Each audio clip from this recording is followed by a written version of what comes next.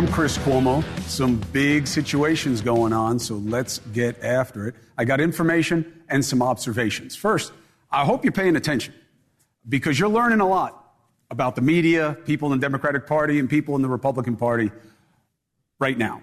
There is a through the looking glass aspect to this Biden moment. Through the looking glass is a reference to the sequel to Alice in Wonderland, where she goes through this mirror and the world has all these reversed rules. And there is something to that with how this is all being treated right now. People are really making this what they want it to be as opposed to what it may be. The headline: the media won't let it go, Joe. You got yourself into this, and you're going to have to get yourself out, either out of the trouble bubble or out of the race. There is a reason so many liked it when President Biden said he would be a one-term president. He needs to explain why he didn't stick to that promise. So here's what I know. Joe Biden is in recovery mode. He is choosing to do the work behind the scenes instead of talking to you and proving himself through the media.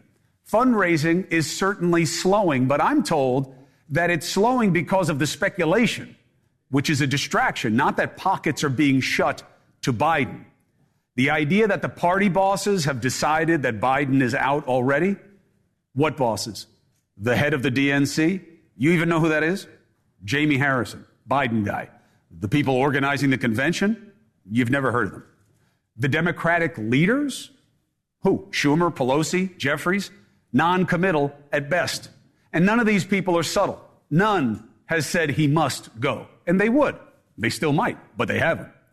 The mythical bundlers, the major fundraisers, they have no idea how replacing him would even work or who would be the right choice. It will be Harris? You probably heard that from a righty. I've heard no Democrat with clout say Harris is the obvious fix, only that she greatly adds to concerns about Biden.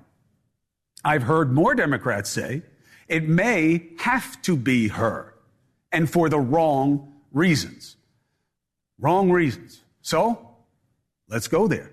Do we even know that the Vice President Kamala Harris would secure the all-important black vote?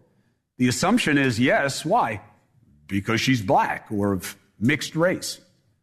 Her record didn't speak to her connection to issues that normally concern minority voters, including blacks on the lower socioeconomic levels. This isn't just my opinion. Harris didn't do well with black voters in the primaries. She did especially not well with older female black voters. Why do I point them out? Because they are the reason that Joe Biden is president as much as any demographic is. So, but be clear. For all that is exaggerated about the coverage, the story's sticking around because Biden is slipping and has Reagan redux written all over him. It just isn't new from the debate.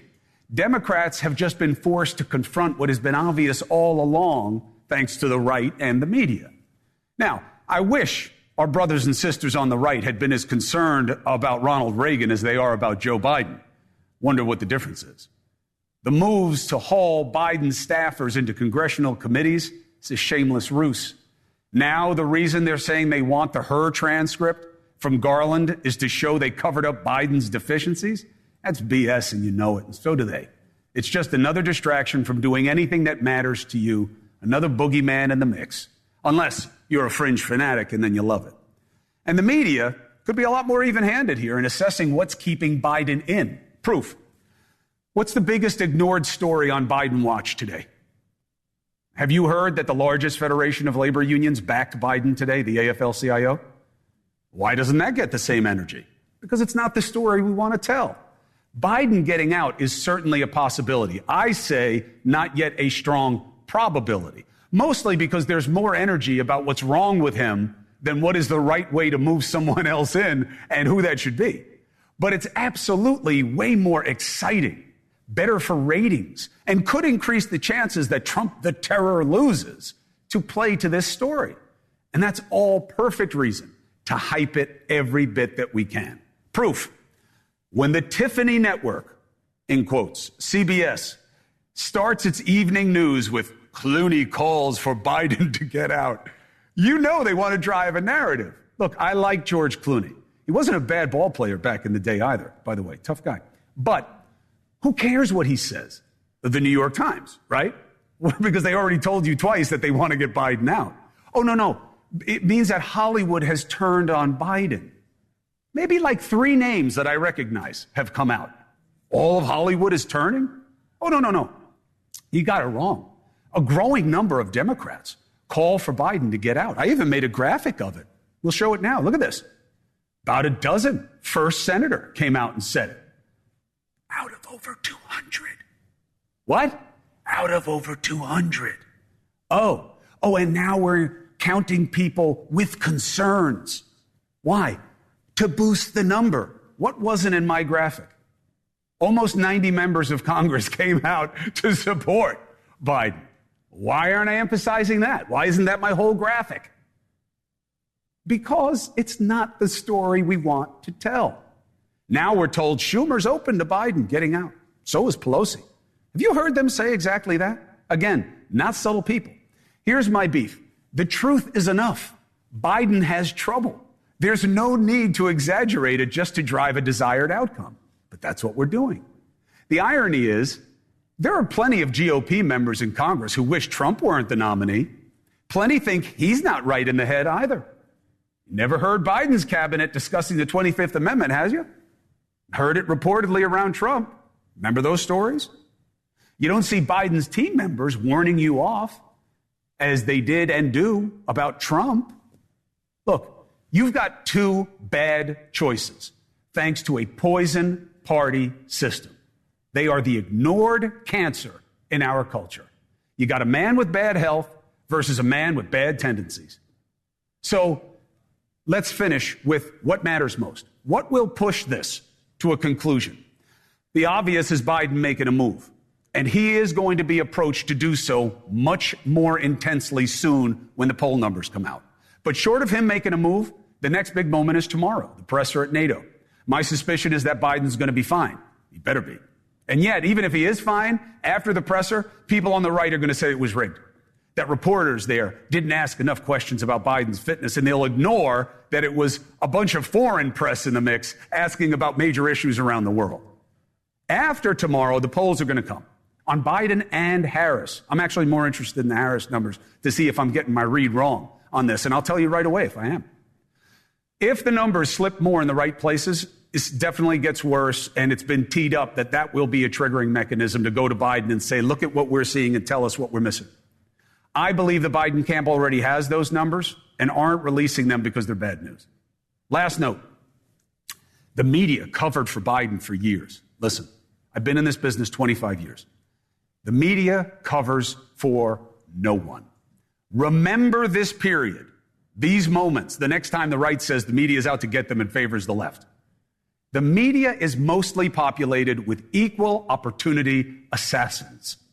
Arguably, the media is in gotcha or takedown mode too much these days, with too little basis too often. But they run with narratives and don't really care if they are right or left. All right? Here's a perfect example. What just happened with ABC's George Stephanopoulos. Take a listen. Hey, excuse me. Hey, how you doing? What do you think? Do you think Biden should step down? You talked to him more than anybody else have lately, and you could be honest. You don't think he can serve 4 more years? All right. Okay. George Stephanopoulos. I know him. I don't know him really well, but I know him. Very smart. Well-pedigreed Democrat. Clearly not trying to expose Biden in his recent interview. Absolutely knew that what he said there would echo. The problem is not his candor. It was the correction. George said earlier today, I responded to a question from a passerby, I shouldn't have. Why? Why should he not have? Because his bosses told him that? Because journalists have no preferences or feelings that influence coverage? Does anybody believe that anymore? Do you think you can judge my fairness better by what I tell you about people and positions or what I keep from you? George Stephanopoulos is a quality guy and journalist. He has no reason to apologize for being honest. I believe if the media were more like George and transparent, you'd probably trust us all the more. Now, let's test my reckoning with somebody who is absolutely in the mix, okay? Democratic representative from California, Maxine Waters. Madam, always a pleasure. Thank you. Delighted to be with you this evening. So, Representative Waters, am I off base or do I have the dynamic basically right with whatever additions you'd like to apply? No. I think you have the dynamics basically right. As a matter of fact, you have candidly described what goes on in the media, how it works, what gets the ads, what gets the attention. And so I've always believed that. I've thought about it. I don't know the details about it. But, we want to talk this evening about Biden. And of course, I have come out very strongly in support of him. And I believe that I am doing the right thing for the right reasons. I believe that Biden has kept his promises in so many different ways. And let me just allude to some of those. First of all, for the Black community, a Black woman vice president, a Black woman on the Supreme Court, support for the HBCUs, understanding some of the difficulties with health care in the Black community, placing, a limit on how much you pay for insulin. We have lots of diabetics and pre-diabetics and on and on and on. And then I like the fact that he had the infrastructure bill, which pretends to be able to not only create jobs, but contracts. I am interested and working on trying to close the wealth gap.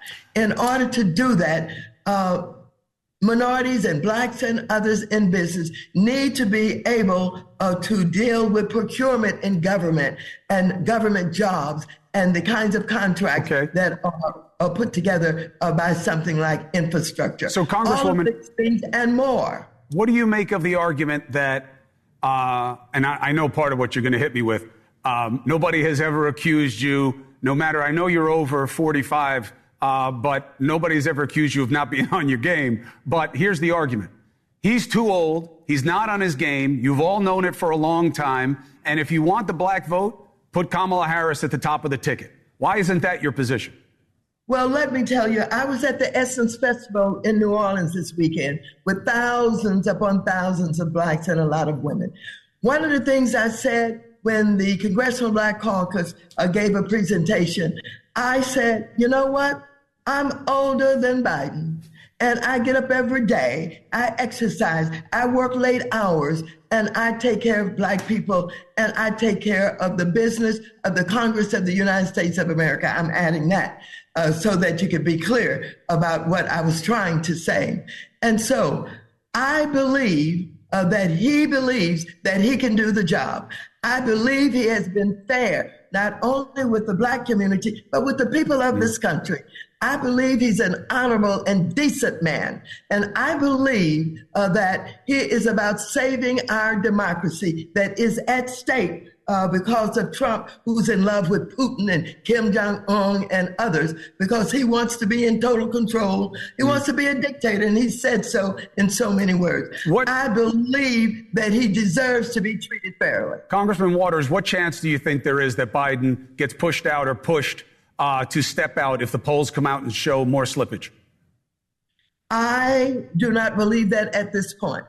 I believe that he said he's not going to be pushed out. He's going to keep going. I think that he's willing to show up. Someone's talking about a press conference that he's going to have tomorrow. He's going to do very well. He's going to be working at doing better and better. He has a base that supports him, organized labor. And I and others who think like I'm thinking now about him. And I think that's older Americans for sure.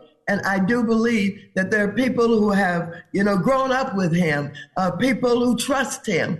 And when we compare him with what we're dealing with in this country, the outrageous Trump, I believe that he is going to stay in, and I believe that he's got a chance to be elected. So I believe that. Well, he better have a chance, especially against Trump.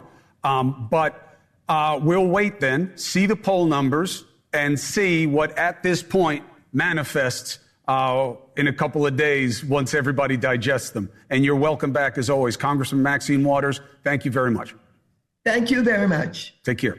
Hollywood has always had an influence on presidential elections, especially on the left. Why? Star power. 3 weeks ago, Clooney was with Biden at a big fundraiser. They raised a ton of money. Obama was there. He now comes out in the New York Times and says, I love Biden, but we need a new nominee. And the guy I saw a few weeks ago, he wasn't the Joe big effing deal Biden of 2010 or even what he was in 2020. And now he's out and saying, we need a new one. He said specifically, we're not going to win in November with this president. Top Democrats who face losing in November need to ask this president to voluntarily step aside. Now, the question becomes, who cares what he says, and why is the media making so much of what Clooney says? I got a great guest for you. From Extra, the host, Billy Bush. Knows politics, knows Hollywood. How are you, young man? Oh, Chris, I'm looking out at a beautiful ocean here. I'm on vacation, but for you, buddy, anything. Thank you, Billy. Appreciate you. And returned. So Clooney led some of the network newscast tonight, saying that Biden has to go.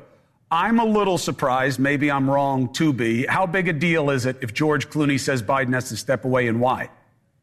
Well, up until that point, it was, it's Stephen King, it's Michael Moore, it's Reed Hastings, the co-founder of Netflix, it's Damon Lindelof, the creator of Lost. So far, Rob Reiner, you can expect him to speak out. But Clooney's a different deal. I mean, Clooney's a very well-liked, super high Q rating, extremely popular guy. So to me, for Clooney, who is so in the mix, the $30 million fundraiser he co-chaired with Julia Roberts just 3 weeks ago, and he says, that's not the man. The man I saw 3 weeks ago is not the man from 20. It's not the man from 16, 12, or 10. Like he said, I don't know what the effing deal is, but whatever it is, that's not the same guy. George sells movie tickets to 100% of the country. He's speaking passionately to, 50% right now? That takes a lot of chops. And I think it's, I guess it's big as far as Hollywood goes. It's quite big. What's your take on what happens with Biden? Well, I think he's going to go. I mean, I think he's going to have to step down. I mean, I think the pressure's only going to mount. I think the polls are going to show that. I think it is already it's something that cat cannot be put back in the bag. I love James Carville's idea. He wrote about it in the Times just a couple of days ago. He said, look, let's take 4 quadrants of this state of this country. Let's have 8 candidates. He said selected by Obama and Clinton, but I mean, is there any other way? But 8 viable, including, Vice President Harris, and have them all do a serious town hall. It's a mini primary. It's the democratic process. Is it messy? Yes, but our democracy is. Is it exciting? Yes. Is it a show? Yes. And who loves a show more than Donald Trump? And this one he's not part of. So if the Democrats were, they get wise to it, they could put on something hotter than Love Island UK this summer. Billy Bush, thank you very much. Appreciate the insight. Love Island UK. It's very good. It's very popular with my kids. Apparently it's hot. Enjoy your vacation and thank you. To be continued. 4 minutes, 5 seconds. Coming up.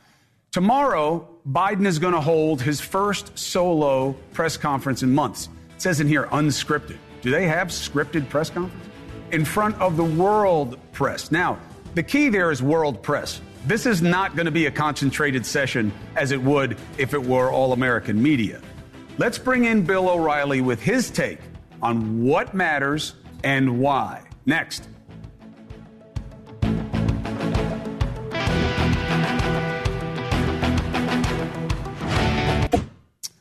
Bill O'Reilly thought that Biden would be out of the race by now. Now he says tomorrow is a make or break day. Is he going to be right? Let's ask him. Bill O'Reilly, why is tomorrow make or break?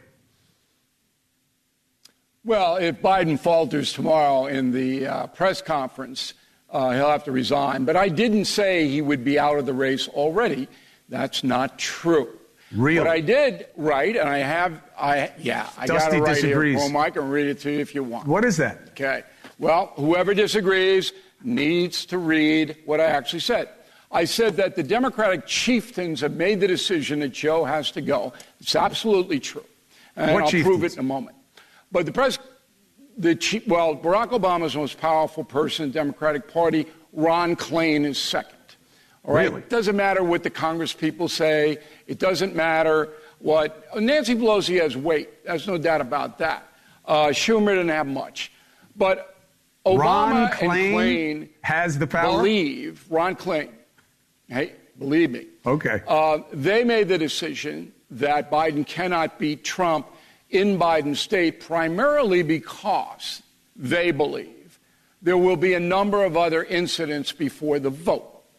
So that it's not like Joe's going to rise like a phoenix and be a strong guy. That's not happening. Things are going to get worse. So Barack Obama and Ron Klain, the two guys that are really driving the Democratic train, said, we got to get somebody else. That's why George Clooney wrote this op-ed in the New York Times. It's not like Clooney late last night was at his terminal saying, I'm going to write an article and send it to the New York Times. That's not what happened. The New York Times called Clooney, hoping to persuade him to get on their side. As you rightly pointed out, the New York Times twice has editorialized that Joe must go and are now trying to get allies to get him out.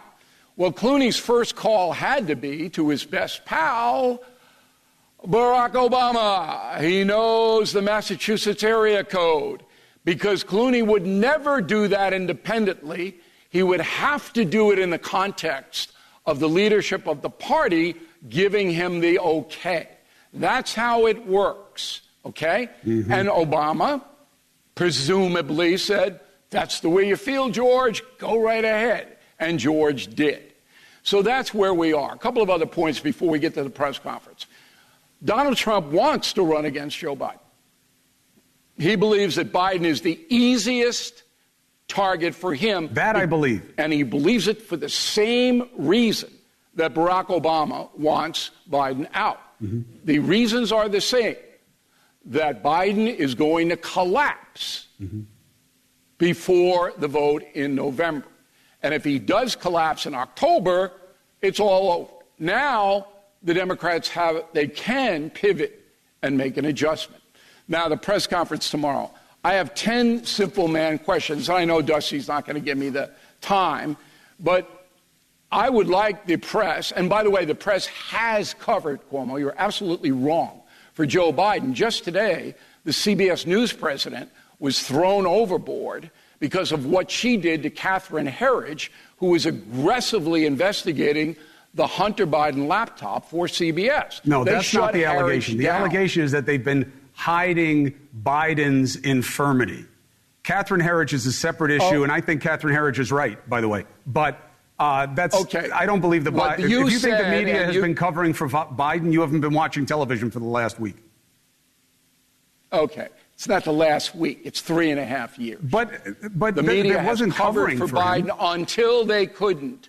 Until they couldn't any longer. This is your opinion. Because people saw it with their own eyes. People have always seen it with his own eyes. It is not. He didn't change on the debate night. You got to do the math here. That.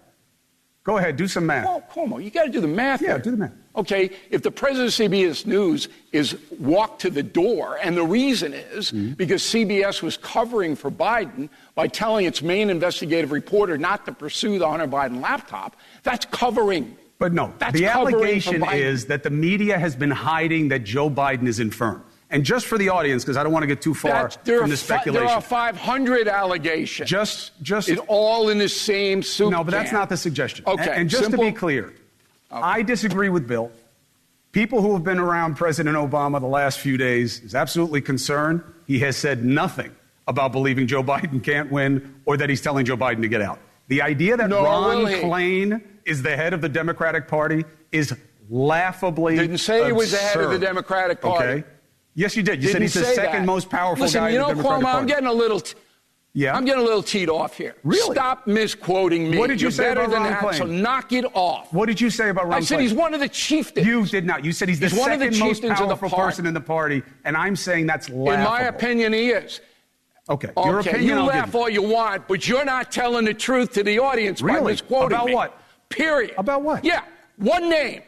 Yeah. David Axelrod. Yeah. You think Axelrod's going out on CNN and saying Biden has to go out without Obama's approval? Yes. Are you that dumb? Yes. Are you that dumb? Yes.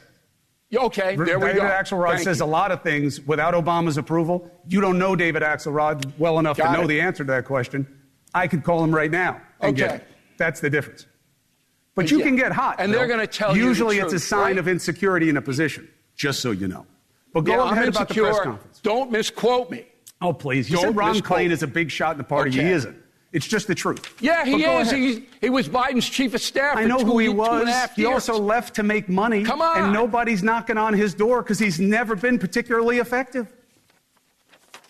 Okay, fine. Now, I got what I had to say, and I admire you for sitting there like a man and hearing it. Okay. Thanks, Bill. Means everything. Simple man questions. Yes. Simple man questions. Okay, what first one.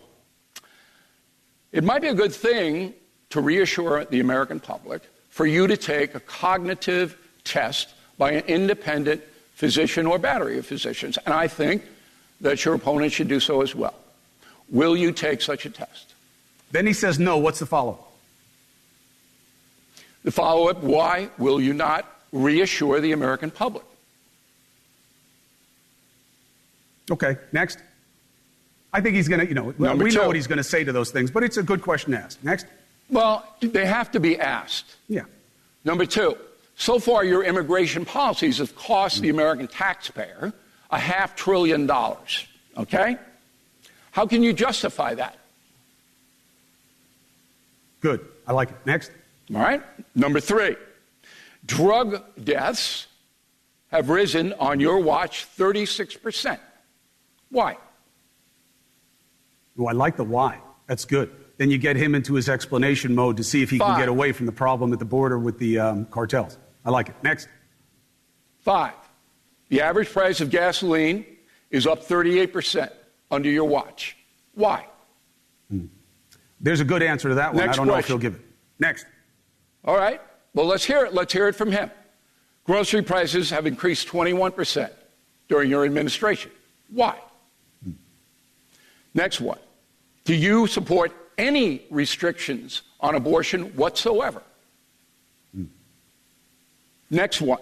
Considering Catholic doctrine, do you have any concern that your position on abortion will be an issue after you die? Ooh, that's heavy. Pretty tough. Pretty tough, right? I mean, for us it is, right? Because we're Catholics. Biden makes, but I don't. So if people aren't Biden into makes the faith, an issue. Well, that's fine. My job is a journalist. He makes a show of being a Catholic. So I have a question about that. Do you support a wealth tax whereby the federal government would demand payments on unrealized investment gains? Okay. Right? And the final one is, you appointed Vice President Harris to explore the root causes of illegal immigration. You did that 2.5 years ago. What did she report back to you? I like that one. You lost me in the middle a little bit because I think he's got answers for them.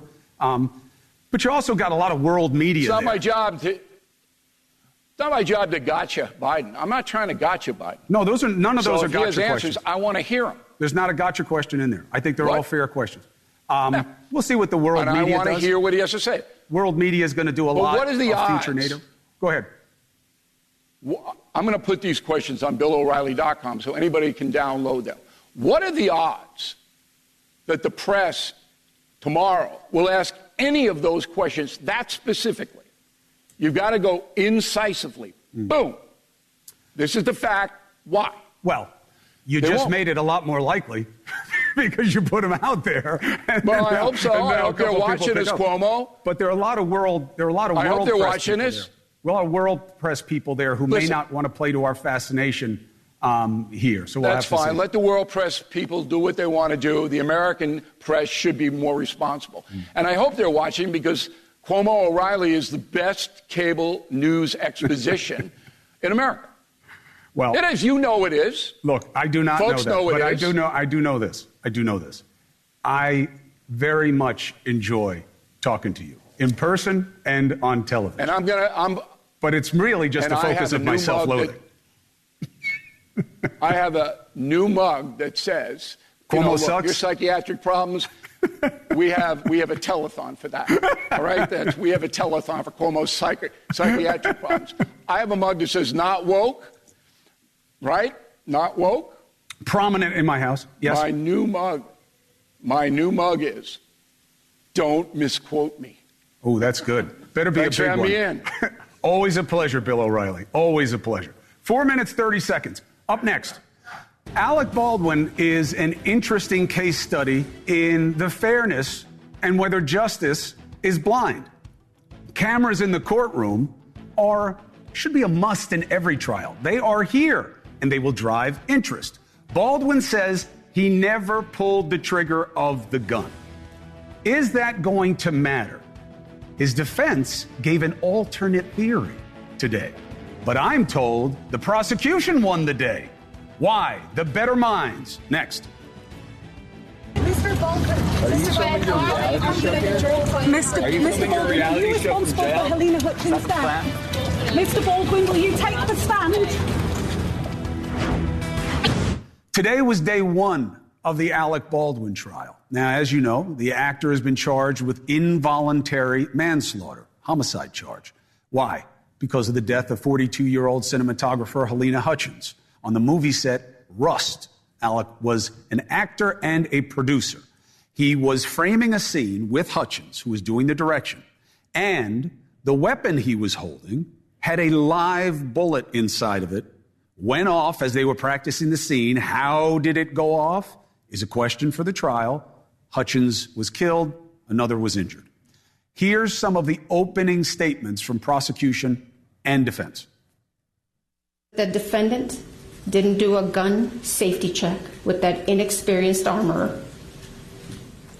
He pointed the gun at another human being, cocked the hammer, and pulled that trigger. The gun was double-checked, verified it was a cold gun, not an actor's responsibility to check. Safety was ensured before. The gun went off during the rehearsal. No one saw him intentionally pull the trigger. It was obviously a tragic accident, but Alec committed no homicide. So, how might that play with a jury? Let's bring in the better minds. NewsNation legal analyst, trial attorney Sarah Azari, and criminal defense attorney Arthur Aidala. Do not adjust your sets. That's his suit. So, Sarah, what did you... That's what you get for the hair thing. I didn't forget. So it's nice and cool today, brother. You know. So, Sarah, what was your take on what resonated and why? Well, first of all, I don't like critiquing other defense lawyers. I know it's a hard job, especially with cameras in the courtroom. But, I mean, Spiro, the courtroom skills of the prosecutors was far superior to Spiro's, I'll put it that way. But also in terms of the evidence and the opening statements, Chris, you know, what happened to he didn't pull the trigger? Now it's suddenly he didn't intentionally pull the trigger. And there was this repeated hammering of the idea that this was an accident, that Baldwin had no intent. Well, yo, bro, I mean, this is involuntary manslaughter. That is the accidental killing of another. Did you just invoke the yo, bro? Well, retort? Because it was maddening to me. I was listening to this the entire day, and I was going, but that is not even an element of the charge. Let me play for everybody what happened with the defense attorney, and then I'll bring in Arthur and we'll kibitz about it. Go ahead. Did he pull the trigger? Did he intentionally pull the trigger? And if he did, of course, that would only make his statement incorrect. On a movie set, you're allowed to pull the trigger. So even if he intentionally pulled the trigger like the prosecutor just demonstrated, that doesn't make him guilty of homicide. He did not know or have any reason to know that gun was loaded with a live bullet. That's the key. What's wrong with that, Arthur? Well, first I'd like to just discuss his delivery, okay? So Alex Spiro and along with Sarah, I'm not in the business of ragging on people unless they put themselves out there like they're the greatest thing since Rice Krispies. Not my favorite series. What is it? Depends on the mood. If I'm on a diet, then Fiber One? Then I got to go. I like Fiber One. You don't like Fiber One? I like the mix on it. Otherwise, I'll go Captain Crunch every day. But go ahead. A lot of sugar in there, bud. So when you're delivering an opening statement, I learned in the Brooklyn District Attorney's Office 30 years ago, your opening statement should be as powerful as your closing statement, if not more so. The New York Times years ago did a poll. 80% of jurors said their verdict in their mind after opening statements was their verdict.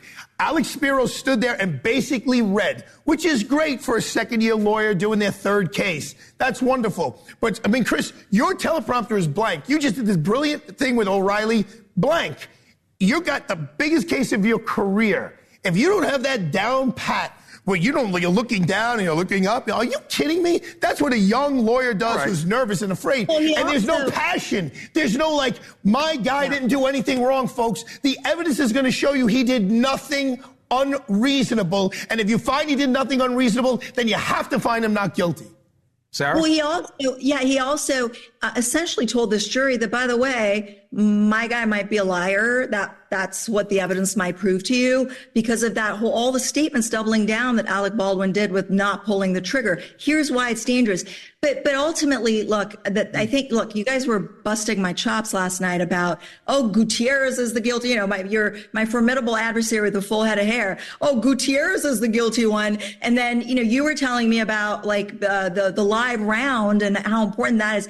It does not matter because at the end of the day, there's one theory that the jury is going to adopt in terms of safety. What does a reasonable person in Baldwin's shoes do? Is it the cardinal rule of safety where they check the gun or assume it's loaded? Who says it's a cardinal rule of safety for an actor on a set? But see, that's the jury question here, right? But why do you have the armorer? Why do you have the assistant, the other assistant checking it? He's an actor. It's not me shooting skeet with my son. But Chris, he doesn't get a pass because of his role as an actor. No, but why is it reasonable, Sarah? Why is it reasonable that he should have assumed there could be a live round in the weapon? Because there is no insurance policy against live rounds on a set. I know it's astonishing, but ask any prop master or Hollywood film person. They'll tell you that sometimes accidents can happen and things can make their way on. Live rounds? They found six, by the way. The crime scene tech on the stand said they found 6 suspected live rounds on the set. Who's ever heard of that before? No, and you can't blame the defendant for that. And that's the missed opportunity from today. That message really was not delivered. And the other message that I didn't hear delivered was, ladies and gentlemen, I think the first witness you're going to hear or you're going to see is this poor woman who died. And our heart breaks for him. Mr. Baldwin's heart breaks for everyone. It's a tragedy. No one is denying it's a tragedy. And that's going to pull on your heartstrings. But there's already someone incarcerated and found guilty for that. Right. The only reason why Alec Baldwin is sitting here today, folks, is because his name is Alec Baldwin. Right. Look, Sarah, I mean, that has purchase with me because, again, it's the movie set. You totally have me. I'm totally with you if we're not on a movie set. But I don't know how it's not seen as an accident and how it's seen as reasonably foreseeable by him when this is like an impossibility in almost every other case. Look, the prosecution hammered the fact that Gutierrez was inexperienced, very inexperienced, and that Baldwin knew that. And so when dealing with an inexperienced armorer, I mean, that should also alert you that maybe you should take an extra step with this armorer and double check the gun. So I think the prosecution has trial's fluid. My opinion might change. But right now, I think the prosecution is way ahead in terms of performance and the substance. Well, my opinion will never change. Sarah Azari and Arthur Aidala is one of the great examples of why NewsNation is a very good service to the audience. These are real lawyers who do real cases and are giving you a real take. I can't tell you how high the Fugazi factor is when it comes to legal analysis on cable television. Not here.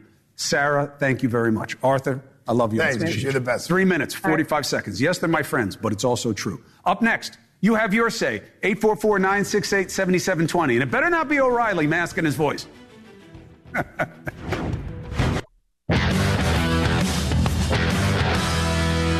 All right, Dusty. Tired of fighting with management. Who do you have? Well, we could fight. Okay. Phil from Alabama. Quick. Phil, what's your question? Hey, you talk about the game a lot, and I totally agree with you, but you mentioned a few months back about your father having his Republican nemesis over to the governor's mansion, and you poured a glass of wine and they talked. How do we get back to that civility between our politicians? Is it on the voters? Do we choose better candidates? How do we get back there? Well, better candidates would be great. Wasn't his nemesis, but was his adversary. They weren't enemies, and that's the key. You have rewarded the wrong things in our political culture. Opposition is a virtue. Cooperation, compromise is weakness. This is the mistake of Trumpism. There's nothing MAGA about not working with people who you don't agree with on everything. That's not a virtue. It's a weakness. And we have to reinforce that. And I do think that you have a lot more voice than you think. You're all on social media shouting about everything that doesn't matter. This matters. Say, I want to see you show up with somebody who's on the other side. I want to see what you get done. And just stopping the other side is not enough. Not enough. I think that's a way to do it, right? Nothing changes if nothing changes. You got to push for it. Next. Did you see all the pictures of your father we had going, to the audience was seeing pictures of your father and your mother. They were running behind you for the audience that didn't. Look at that bald spot. No, there they are again. Listen, I miss my pop. He would have had a really hard time in today's political climate. Not because he didn't have the skills, but he did not have the appetite for the BS and the perfidy.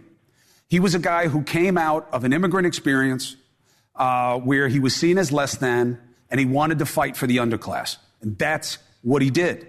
Now it's all about keeping power and saying whatever you have to say to get and retain that power. We have to get back to what works for this country and not just for these two damnable political parties. Are we done or no? We'll go to break and come back with final thought. It was worth seeing little baby Chris in the background. Where is he? Oh, yeah, there he is. Well, see that little mark under my eye? That was what happened when he won in his race. That's where I grew up. You see what's under my eye? That ain't makeup. Look at that shirt, though. I missed that shirt. Is that a huckapoo? All right, we'll take a break. When we come back, final thought. Huckapoo. Google it. The question is not whether or not Biden's going to get out. Obviously, there's an existential cause there.